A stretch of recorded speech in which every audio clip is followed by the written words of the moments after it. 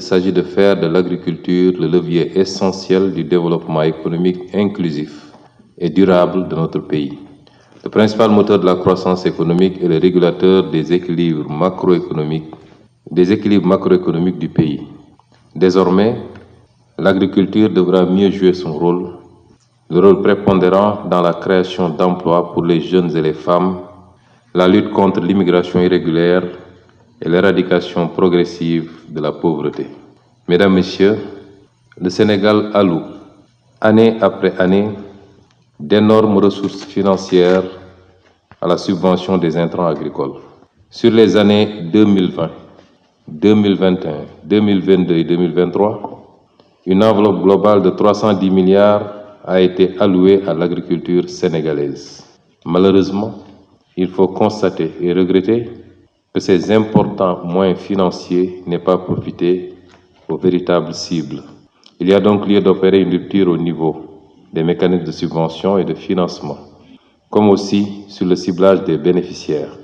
Désormais, les ressources et moyens consentis à l'agriculture iront à ceux qui la pratiquent. Nous nous y engageons à partir de cette campagne agricole 2024 qui doit être marquée par l'amorce des ruptures en matière d'organisation et de procédure. C'est ainsi que des efforts seront déployés pour mieux organiser les producteurs, tant dans la mise en place du matériel que celle des intrants agricoles.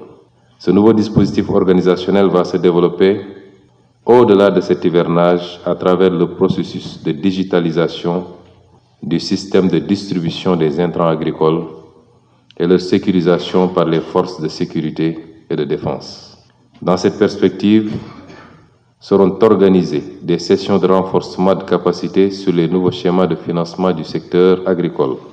À terme, des mécanismes innovants de financement comme le crédit bail pour l'acquisition du matériel agricole et le nantissement des stocks seront instaurés dans les banques locales domiciliataires des ressources de l'État sous couvert de la garantie souveraine ou des fonds de garantie mis en place par l'État. Mesdames, Messieurs, cette approche innovante permettra de réguler les marchés, d'assurer un prix rémunérateur aux producteurs et de garantir le remboursement des crédits.